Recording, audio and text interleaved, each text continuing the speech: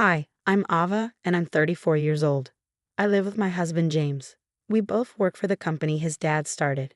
James' dad made the company huge, worth $250 billion a year. He even bought other construction companies. People respect him for being smart in business, even though he could be tough. James is supposed to take over, but he's not tough like his dad. He's kind, but sometimes too unsure. I worry he can't handle being a husband or a CEO. James has said, "I don't think I'm CEO material. If I end up as one, I'll likely just be a face for the company. It's simpler that way," indicating he's not really interested in running things. We've been married for 5 years, and I'm starting to get annoyed by his lack of drive. Unlike James, I'm pretty good at making decisions. Back when my father-in-law was running things, he trusted me with different jobs because of this. Before I married James, I worked at a bank, so I know how to handle money and keep track of numbers. After getting married, I decided to stop working and focus on taking care of our home. But my father-in-law asked me to join the construction company instead. Soon after I started, he started asking me to come to board meetings and share my thoughts on how to manage things. At first, the board members weren't sure about having the founder's daughter-in-law in important meetings. But as I kept giving useful ideas, they started to listen to me. James was also on the board, but he hardly ever came to meetings, and everyone thought that was okay, even my father-in-law. One day when I got home from a meeting, I found James just sitting there watching TV like nothing was wrong. "Why did you come to the meeting today?" I asked, annoyed. "You're an important part of it. You should take it seriously." But he just shrugged and said, "Even if I went, I wouldn't understand what's going on. Plus, the board members seem to like you better, so it's not a big deal, right?" I couldn't help but wonder if he was bothered by me being involved in the meetings. Despite his comments, my father-in-law had been showing me the ropes of running the business and seemed to be grooming me for a bigger role. I started to enjoy being part of the management, and before I knew it, I was working hard to live up to my father-in-law's expectations. After about 2 years of attending meetings, my father-in-law retired completely. When important decisions needed to be made, the board members would come to me for advice, leaving James out of the loop.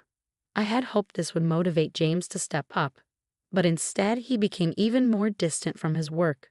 He'd show up at the office in the morning but disappear by noon, spending the rest of the day at home.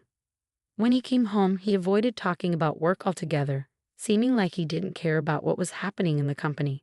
Meanwhile, my workload kept growing, and I was getting busier. After my father-in-law retired, the board members started depending on me more and more, giving me tasks that felt like what a CEO would do. Since we're a big company with lots of employees, I was focused on increasing sales and profits to benefit everyone who worked with us. Thanks to the hard work of our employees, our sales started going up. I found running the company more and more interesting and got really into my work. But on the flip side, my husband James seemed to be losing interest in his job, and he started showing up at the company less often. Our conversations at home became less frequent, and our relationship started feeling strained. And around that time, I bumped into your sister Megan, and we grabbed lunch together. James came home and casually mentioned, "My sister Megan is a bit older than me and had just gone through a divorce about 6 months ago. It happened because she cheated, which caused a big scene when her angry husband showed up at our parents' house. So when Megan's husband got really upset, James went over to my parents' place to calm him down since I was busy with work." James, who had a gentle upbringing and a calming personality, was able to talk Megan's husband down and convince him to leave for a while. Later, Megan told me, "Your husband is amazing. He handled my angry husband so well," she praised him. Megan's husband must have been impressed by James's calm and easygoing attitude. Megan ended up divorcing her husband and paying alimony. But after that incident, she seemed to see James in a different light. Before, she might have just thought of James as a rich, pampered guy who wasn't particularly attractive and a bit indecisive. But now, she seemed to view him as a respectable businessman. Now that Megan was single after her divorce, she probably saw James as a great catch, as she always liked wealthy men. But I was too focused on work to even think about such things. My sister wouldn't have known that James doesn't actually run the company. He's just a figurehead. Megan's ex-husband was a top employee at a foreign company and used to boast to me at their wedding, saying, "My husband is a great worker with a big salary and he's good-looking too." "You're probably jealous," he teased. He was handsome, smart, and had a cool style. I couldn't understand why Megan would cheat on such an amazing husband. 3 months after James mentioned having lunch with Megan, I came home to find him looking unusually serious. We need to talk, he said, which surprised me because he'd never been so serious before. I felt nervous as I waited for him to continue. Actually, Megan is pregnant with my child, and I want a divorce, he dropped the bombshell. I was shocked by the request for a divorce, but even more stunned to hear about Megan's pregnancy. Speechless, I listened as James said, Megan plans to come over on our next day off to discuss this, so I'm counting on you. I was stunned and asked him, so he want to marry my sister? James looked troubled as he replied, it's not that I want to marry her, but as she's carrying my baby, I guess I have no choice. I sighed at James's usual indecisiveness and said, well, as she's having your baby, I guess we have to deal with it. Let's talk more when she comes over. It seemed like James and I couldn't make decisions together, so I decided to talk directly with my sister to sort things out. Even though I had already decided in my heart that I wanted a divorce, I felt I needed to talk to my father-in-law about the situation with the company. Being involved in running the business as the founder's daughter-in-law, I knew that divorcing would change my role. So the next day, I went to my in-laws' house and told my father-in-law everything my husband had said. My mother-in-law, who was there too, was happy about the news of her son having a child. But she quieted down under my father-in-law's stern gaze. She seemed more focused on the grandchild than the company's affairs. After thinking it over, my father-in-law smiled and said, Ava, I want you to keep working in the company just like you have been. James doesn't matter to me. I'll handle it, so let him do what he wants. It was clear that my father-in-law valued the company's management more than his son or grandchild. Even though he had retired, he still had a lot of influence as the founder, and he owned most of the company's shares. No executives would go against his wishes. I was starting to enjoy my work more, and I was hesitant to give it up now that I had settled into the role. It was time to talk about the future with my sister. On my day off, she came to my house with a big smile and said, Ava, it's a shame you couldn't have a baby. I'll give you a lot of money for consolation. Please leave this house as soon as you can, she said triumphantly. My husband sat there silently, not saying a word, even though he was the one who caused all the trouble. I was shocked by his indifferent expression and said, it's fine if we get divorced, but we also need to figure out alimony and divide our assets properly. Let's get a lawyer involved and sort it out. I never imagined you, my own sister, would fall for someone like James, I said to my sister sarcastically. She gave me a stern look for a moment, but then composed herself. I realized she was trying to say that it's what's on the inside that matters, not looks or wealth. It was amusing to hear her talk as if she knew my husband's true self completely, and I struggled to hold back my laughter as I replied, that's wonderful. I hope you two have a happy life together from now on.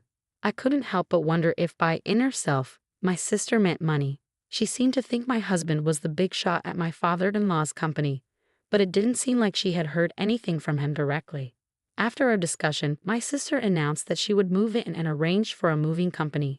Knowing my sister's temper, I only took the essentials with me, having already secured a new apartment. I also hired a lawyer and prepared documents for property division and alimony claims. The next day, after moving out, I began negotiations for alimony and property with my husband and sister, with my lawyer by my side. My husband remained indifferent, while my sister did all the talking. I'm willing to pay whatever alimony you ask for, so take your time to decide, my sister said. Upon hearing this, my lawyer decided to pursue alimony from my sister as well, not just my husband. My sister was already paying alimony to her ex-husband in installments, so my lawyer had warned that it might be difficult to claim alimony from her. Since my sister offered to pay whatever amount I wanted, I decided to go ahead and make a claim. During the property division negotiations, my sister eagerly pointed out, this mansion belongs to James's family, so it shouldn't be included in the property division, right? The lawyer replied calmly, this building and the land are owned by the company, so it's up to the company to decide. It appeared that even my husband had assumed this house belonged to his father. Oh really? I thought this was Dad's, he casually remarked. In contrast, my sister seemed surprised and turned to the lawyer, demanding, wait, does that mean I can't live here? The lawyer replied professionally, since it's company property, you can continue living here if the company permits it.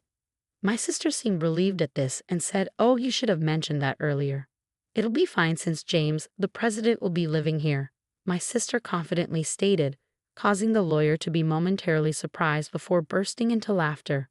"What are you talking about? Ava is the president, not James," the lawyer clarified, looking at my sister, who was planning to remarry my husband. It didn't even know this basic fact made me chuckle. My sister immediately turned to my husband and exclaimed, "Wait, James, you're not the president." Seeing my husband's troubled expression, I stepped in and explained to my sister, "James is just an advisor without any executive authority.